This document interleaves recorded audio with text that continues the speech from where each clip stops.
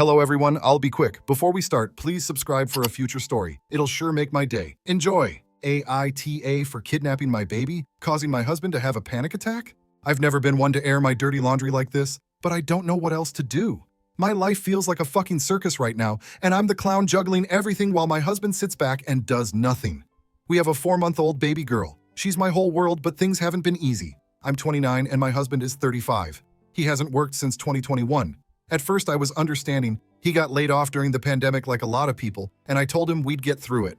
He started getting benefits, which helped, but then he just stopped trying. No job applications, no interviews, nothing. Just him sitting on the couch all day, playing video games or scrolling on his laptop.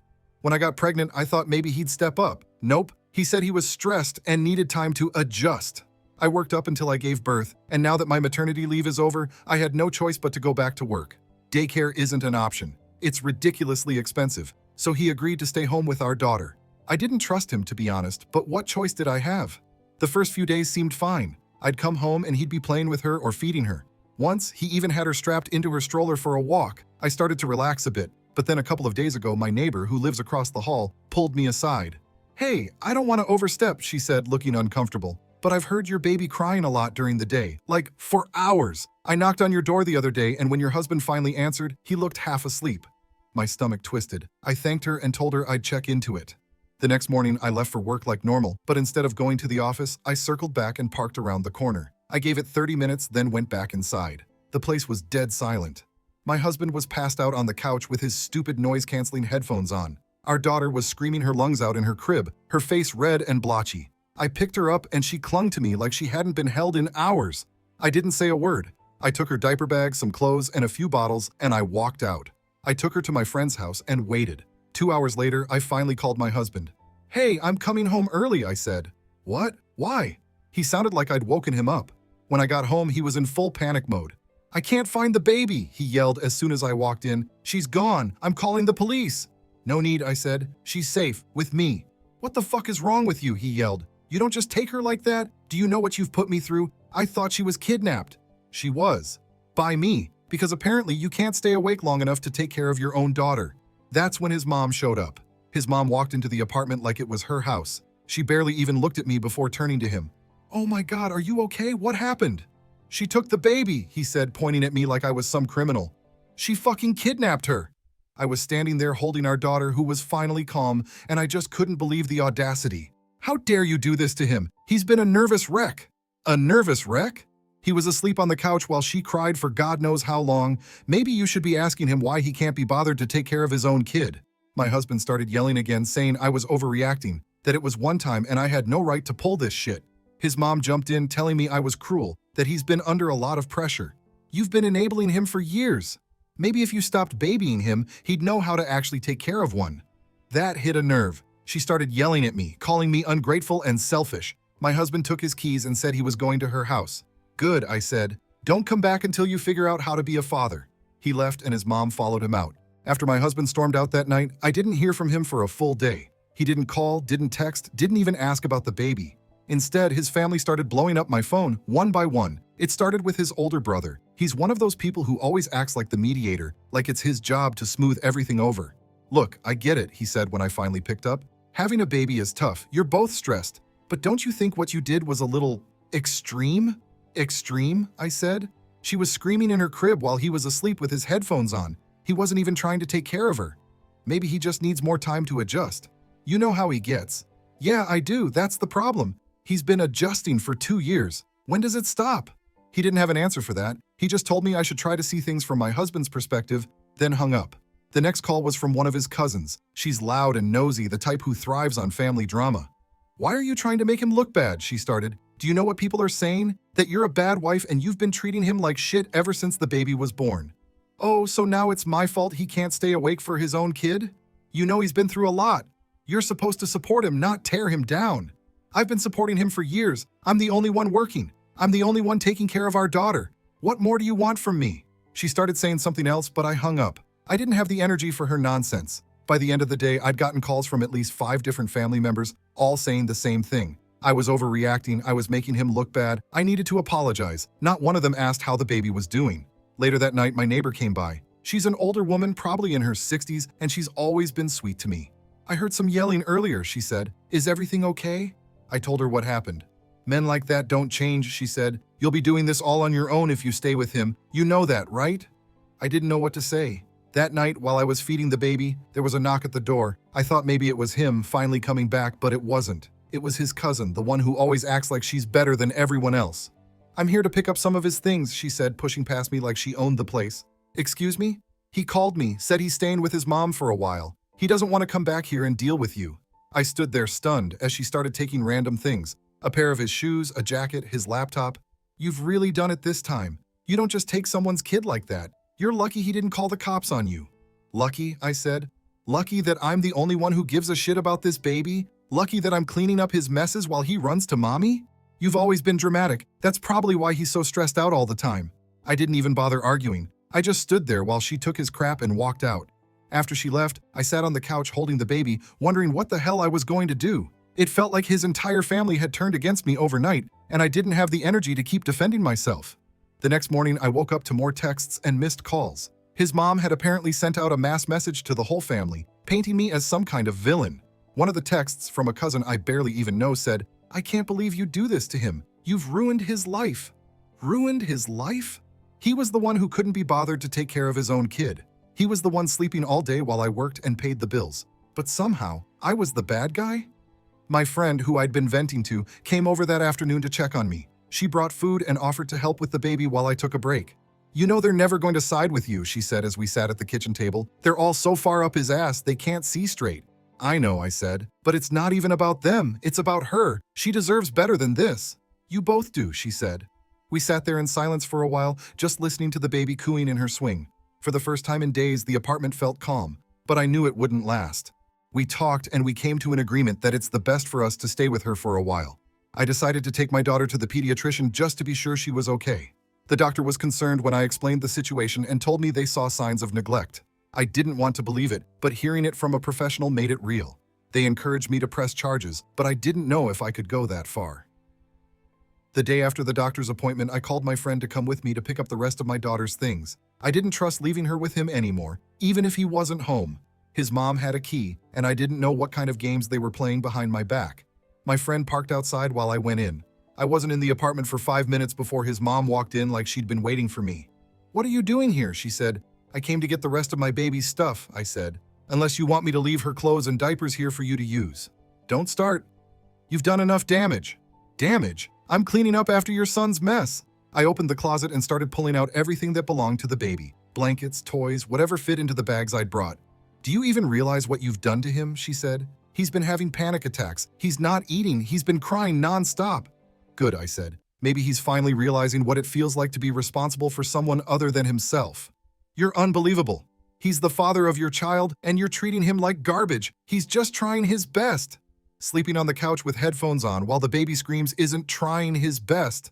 If that's what you think parenting is, it's no wonder he turned out the way he did. She stepped closer like she was trying to intimidate me, but I didn't care. You're tearing this family apart, she said. You should be working with him, not against him. Working with him? I've been working for him for years, paying the bills, taking care of the baby, cleaning up after him. I'm done. I took the baby's playmat from under the coffee table, and she let out this dramatic sigh like I was inconveniencing her. You know, it's not too late to fix this, she said. Fix what? The fact that he hasn't asked about his own daughter in days? The fact that you're more worried about him than the baby he's supposed to be taking care of?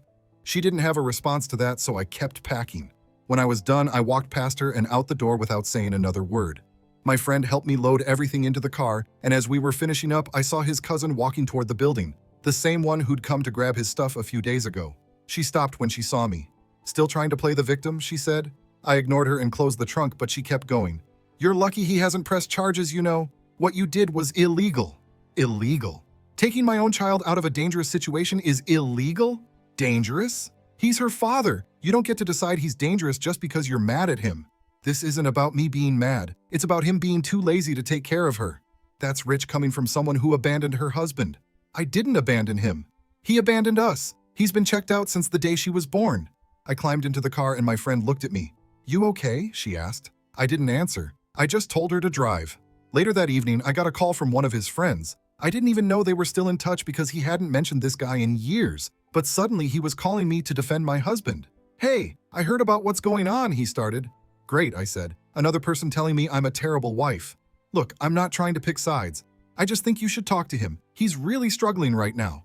He's struggling? Try being the one who works all day, comes home to a screaming baby, and still has to clean up after a grown man. I get it. But maybe you could have handled it differently. Taking the baby like that? It was kind of a low blow. Then maybe he shouldn't have given me a reason to. The call ended quickly after that. I think he realized he wasn't going to get anywhere with me. That night, while I was putting the baby to bed, I got a text from his mom. "You've made your point. Now bring her back." I didn't even reply. I was done arguing with people who clearly didn't care about anything other than his feelings. My daughter deserved better, and I was going to make sure she got it. By the next morning, I'd made up my mind. I wasn't just leaving for a couple of days or weeks, I was leaving for good. His mom called me again, but I let it go to voicemail. She left this long, rambling message about how I was hurting my child by keeping her away from her father. "No matter what happens between you two, you need to let him be a dad," she said. I deleted the message halfway through. The next day, I got another knock at the door. This time, it was one of his other cousins. A younger one, someone I'd barely spoken to in the past. She was standing there with her arms full of shopping bags, acting like this was some casual visit. "Hey, I brought a few things for the baby," she said, pushing past me into the apartment. I watched as she started unpacking the bags on my kitchen table. Diapers, formula, a couple of cheap onesies. "I thought you might need some help. You know, since you're doing all this alone now." "What's the catch?" "No catch. I just think you need to calm down a bit. Everyone's talking about how you're making this so much harder than it needs to be." "So this is a bribe?" "No. It's just, he's her dad, and you're making it impossible for him to see her. Do you know how upset he is? He hasn't even asked to see her." "Well, maybe he's waiting for you to make the first move," she said. "Why the hell would I do that?" "Look, I'm just saying, maybe if you weren't so stubborn, this wouldn't be such a mess.